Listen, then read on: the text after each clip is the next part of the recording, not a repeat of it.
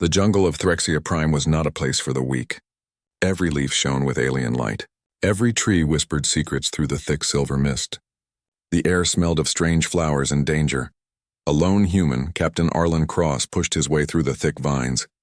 His uniform was torn, his boots covered in mud, and his face showed both exhaustion and amusement. "Great," he muttered. "Crashed on a planet full of angry wildlife and glowing weeds.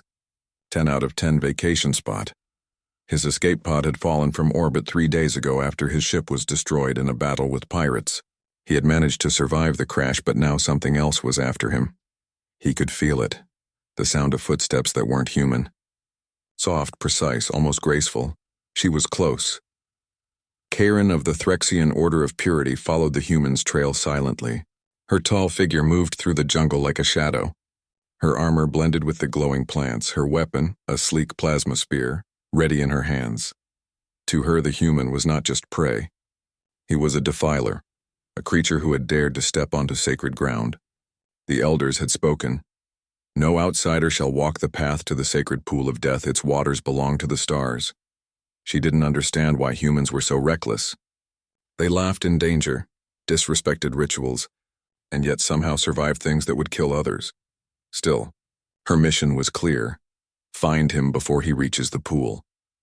Arlen stopped at the edge of a broken bridge, looking down at a massive chasm. Far below, the river shimmered like liquid glass. He sighed. "Well, Arlen," he said to himself, "you could try to build a bridge. Or, fall and die.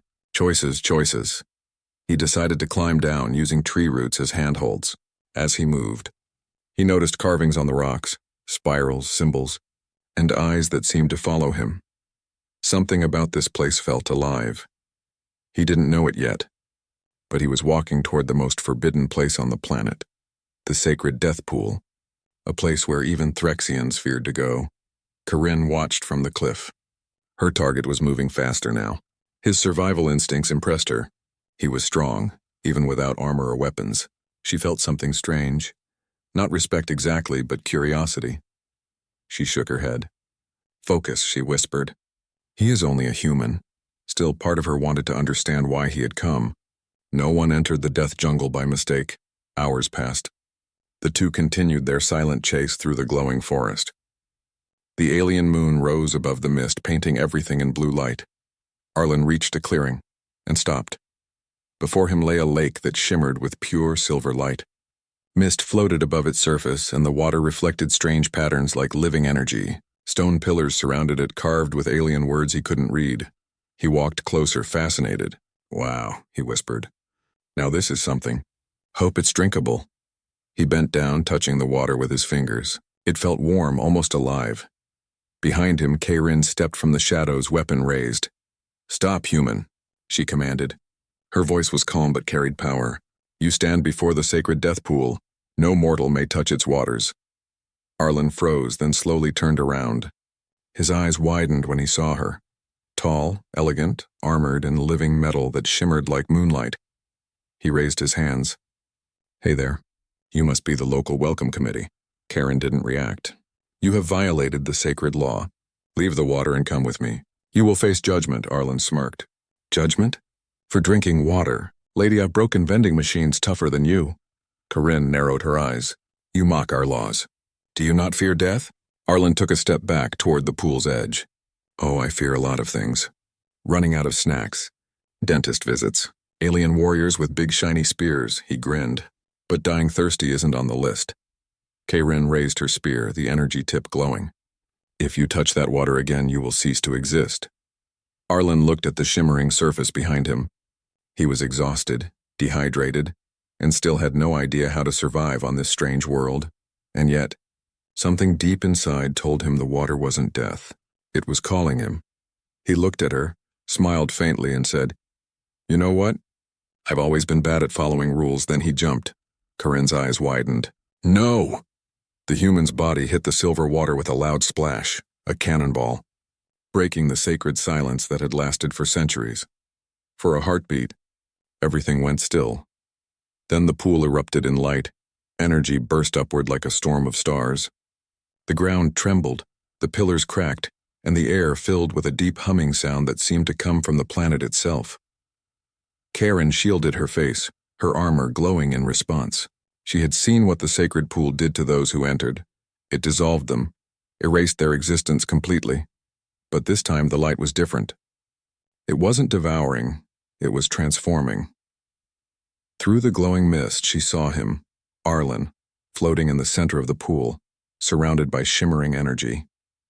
His body wasn't breaking apart. It was being wrapped in light. Symbols appeared around him, ancient Threxian runes pulsing with new power. "This is impossible," Karen whispered. "The pool accepts no outsider." She dropped her weapon and stepped closer, torn between fear and wonder. Inside the light, Arlen felt peace. The pain in his body disappeared. His mind filled with images, memories that weren't his. Alien worlds, battles, temples, and beings made of pure light. He heard a voice, calm and ancient, echoing in his thoughts. "The unordered one has come. The cycle shall begin anew." "What?" he whispered. "Who's there?" But the voice faded, leaving only silence. When the light finally dimmed, Arlen stood in the middle of the pool, completely unharmed. He looked at his hands. Faint symbols glowed across his skin like living tattoos. Karen stared at him, speechless. Arlen raised his eyebrows. "So that wasn't normal bathwater, was it?" She couldn't answer. The sacred pool, which had been still for 1,000 years, now shimmered with movement, as if something beneath was awakening. "You should not be alive," Corinne said quietly. Arlen shrugged. "Yeah, I get that a lot." Thunder rolled across the sky. The jungle around them began to shake. From deep beneath the pool, a sound like a heartbeat echoed through the ground. Corinne looked at the water, then at him. "You have awakened it. The temple will rise." "Temple?" Arlen asked. "Wait, what did I wake up exactly?" Before she could answer, the surface of the water began to swirl, pulling light upward in spirals. The earth cracked open as ancient stone structures started to rise from the depths. Arlen stepped back, eyes wide. "Okay, note to self, no more swimming in alien holy water." Corinne grabbed his arm. "We must leave now." "Yeah," he said, glancing at the glowing lake. "I'm starting to think you're right about that." Together, they ran as the ground split open behind them, and the sacred pool of death transformed into something alive, something ancient that had waited for a human to wake it. The jungle roared as the ground split open. Flashes of light burst through the trees while ancient stone towers rose slowly from beneath the earth. The once silent sacred death pool now shone like a storm of stars. Corinne and Arlen Cross ran through the glowing forest, the earth trembling beneath their feet. "What did you do?" Karen shouted. "Hey, don't look at me!" Arlen yelled back. "I just jumped in for a drink. You're the one with all the magic pools." "This is no magic," she said, panting as another explosion of blue light lit up the sky. "You have awakened the heart of the temple." Arlen dodged falling debris and vines. "And that's bad, right?" "It has slept for 1,000 cycles," Karen said. "If it wakes, the balance may fall." "Balance, huh? Great. I always mess up someone's balance." They reached a rocky hill where they could see the scene below. The sacred pool was no longer still. The water spun in a spiral, glowing symbols circling its surface. The ruins around it rose higher, forming a ring of floating stones. Karen's armor shimmered faintly. The same symbols now glowed faintly on her arms. She looked down and froze. "The water touched me," she whispered. Arlen noticed it too. The same marks that covered his hands now glowed across her skin. "Looks like we're both part of the pool club now," he said, half joking. Karen turned to him sharply. "Do not speak lightly of this. These symbols are sacred. They appear only to those chosen by the core of Threxia." "Chosen? I'm just a guy who can't follow directions," Arlen said, still catching his breath. "Yet the pool accepted you," she said slowly. "That has never happened before." The air trembled again. From the heart of the glowing lake, a shape began to form.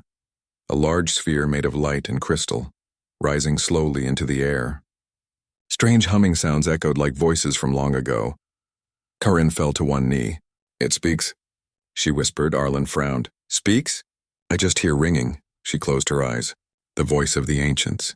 The last guardians of the Threxian worlds, they say. The unordered one has returned." "The unordered one?"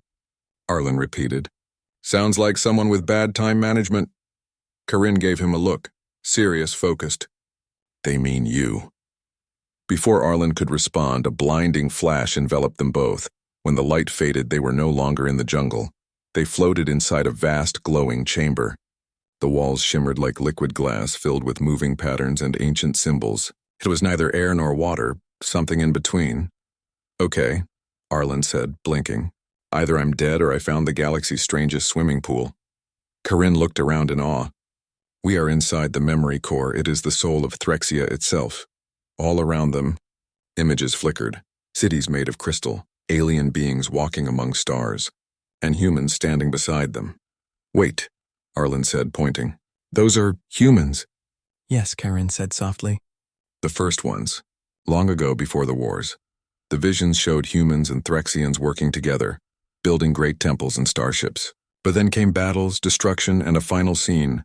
Threxians sealing away the sacred pool. The bond between our species broke, Karen said.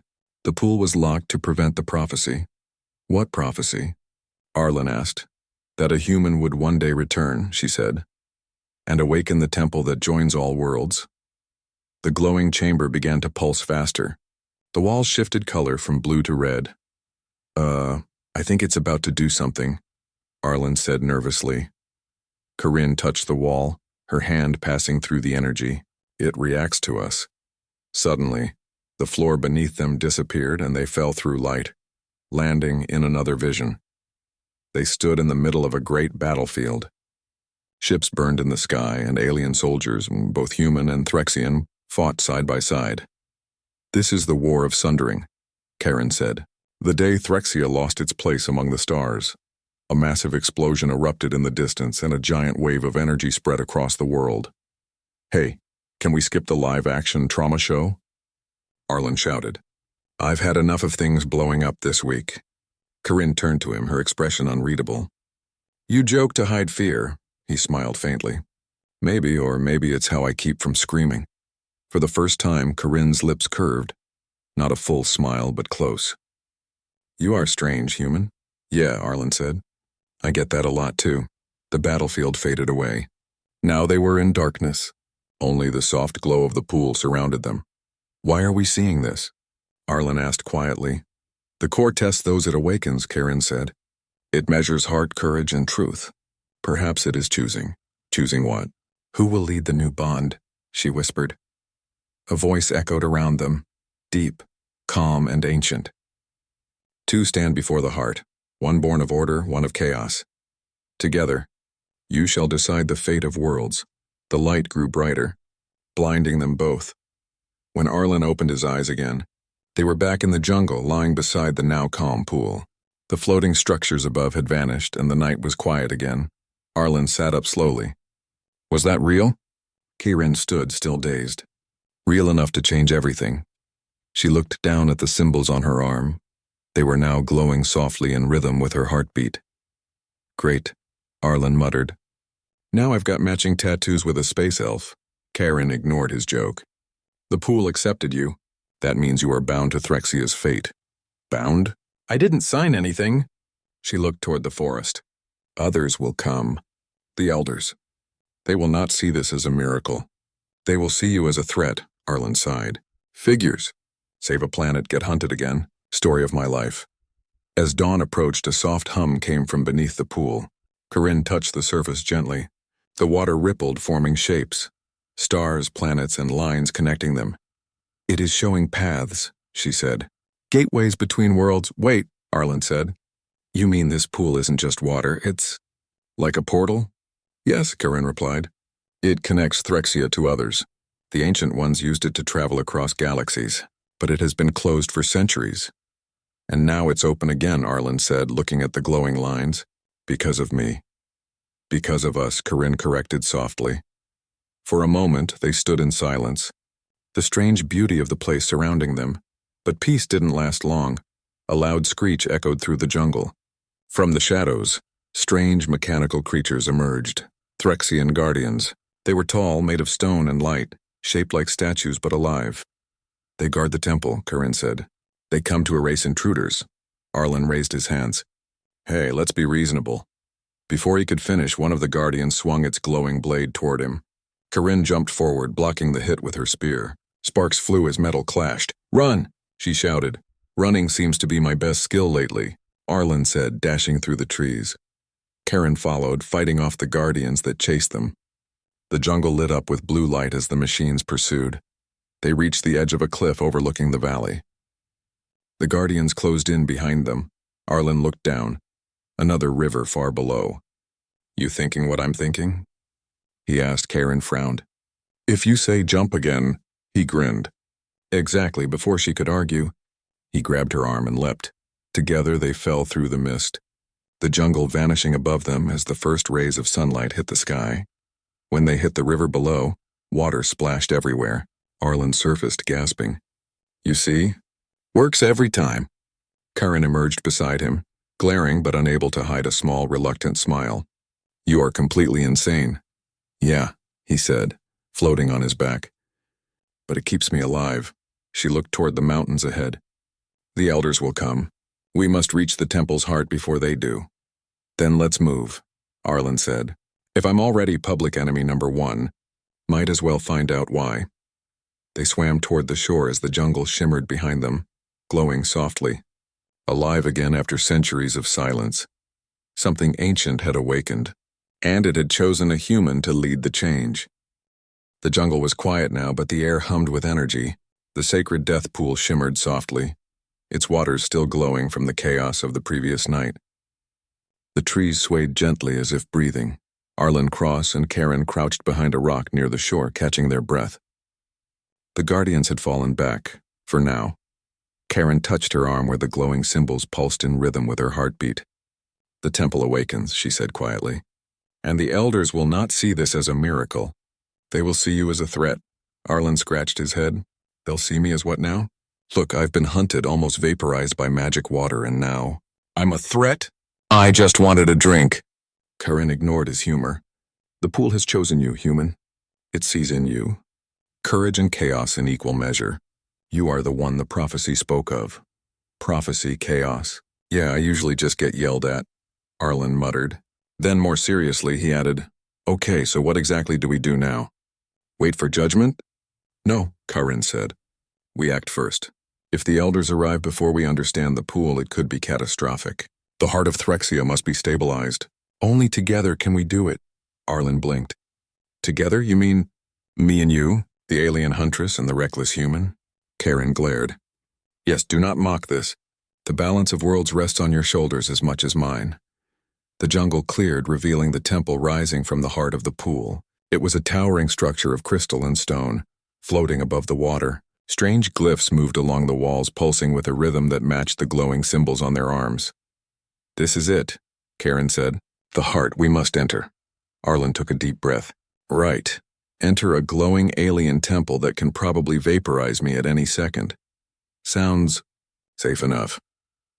They stepped onto a platform that extended across the water, guided by glowing lines. As they approached the temple's entrance, the air thickened, charged with energy. The pool beneath reflected countless stars, though none of them were from this planet. Inside, the temple was vast, endless corridors of crystal, glowing walls, and floating platforms that defied gravity. Strange symbols moved and shifted as if alive. A voice echoed. Deep, calm, and filled with authority. "Two stand before the heart, one born of order, one of chaos. Together you shall guide the ripple of worlds." Karen glanced at Arlen. "The pool speaks again." He scratched his neck nervously. Hi? Yes, I do chaos." Mostly accidentally. She rolled her eyes, but there was a faint smile. "Focus. This is serious." At the center of the temple, a massive crystal pulsed like a living heart. Energy rippled outward, connecting with the glowing symbols on their arms. "This is the heart of Threxia," Karen said. "It binds all life on this planet and beyond. We must stabilize it before the elders arrive." Arlen looked at the pulsing crystal. "Stabilize it? How?" "I don't exactly have a PhD in alien pulse magic." Karen took a deep breath. "It responds to intent and courage. Your human recklessness, your chaos, it is what awakens the heart. You must act with purpose, not fear. Purpose, not fear. Got it. Step 1, don't die." They stepped closer to the crystal together. Energy surged through the temple, and for a moment the heart flared violently, knocking them off their feet. Arlen landed on the ground, laughing nervously. "Yep, definitely not dying. That's a lot of energy. Karin steadied him. Do not underestimate this. It can destroy entire worlds if unbalanced. Arlen looked at her. Yeah, great. No pressure. Suddenly a shadow passed over the temple. The Threxian elders had arrived. They were towering figures of crystal and energy, glowing with authority. Their voices echoed in unison.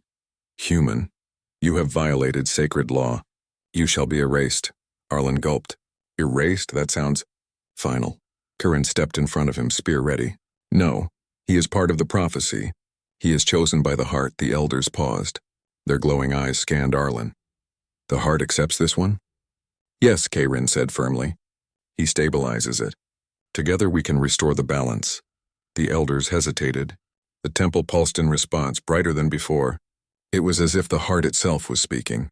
Arlen took a deep breath. Okay, if this is about balance and prophecy, I can do balance.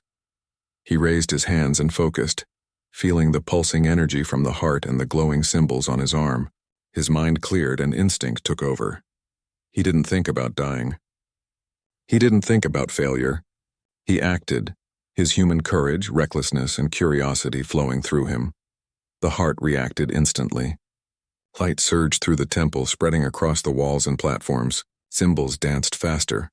Energy pulsed outward, and the elders felt the calm power radiating from the human. Karin followed his lead, moving her hands in rhythm with his. Together they matched the pulse of the heart. The temple trembled, but now it stabilized instead of exploding. Arlen laughed. Hey, I think it likes me. Karin shot him a look that mixed exasperation and respect. Do not speak so lightly. The elders watched, astonished. The prophecy is true, one said. The human has the courage the Threxians lost. He is worthy. Arlen wiped sweat from his forehead. Thanks, I guess. Karin nodded. It is not luck. It is your nature. Human chaos. It completes the heart. The temple hummed with calm power now. The energy that had threatened to destroy the jungle hours ago now radiated peace. The sacred death pool shimmered, no longer forbidden but alive with possibility. The elders approached slowly. You have proven the worth of humanity, one said. The heart of Threxia will now accept your species as allies. Arlen blinked. Wait, I did that? Yes, Karin said. Because you dared to act where others would hesitate. You cannonballed into death and survived. You are proof of human courage, Arlen grinned. Cannonballs, the ultimate HFY move. Karin rolled her eyes, but she couldn't hide her smile. You are reckless. But correct, the heart pulsed one last time. A doorway appeared in the pool below, a gateway to the stars. Through this, humans and Threxians may travel together, Karin said. It is the beginning of a new bond between our peoples. Arlen looked at the shimmering gateway, then back at Karin. So, the humans that follow me will get space travel, aliens, and adventure. And all I had to do was cannonball into forbidden waters? Yes, she said quietly. And survive, Arlen laughed. Guess I'm officially a galactic legend. Karin shook her head. A legend, yes, but also a symbol. Your actions remind them that courage and curiosity can change everything. He grinned. Well, I always knew I was good at something. The first human ships arrived shortly after. Pilots stared in awe at the glowing jungle and rising temple. Humans and Threxians stood together for the first time in centuries, united by the courage of one reckless human. Arlen watched the sunrise with Karin at his side. The sacred death pool shimmered gently. No longer a place of danger, it now symbolized possibility, unity, and hope, Arlen said, stretching. Next time someone tells me don't touch the water, I'm bringing a towel. Karin smiled faintly. You may be human. But somehow you are perfect for this moment. And I didn't even need a spaceship this time, Arlen said, laughing. Just a good cannonball. The jungle glowed as the heart of Threxia pulsed softly. The prophecy had been fulfilled. A human had shown the galaxy that courage, recklessness, and curiosity were not weaknesses. They were the greatest power of all.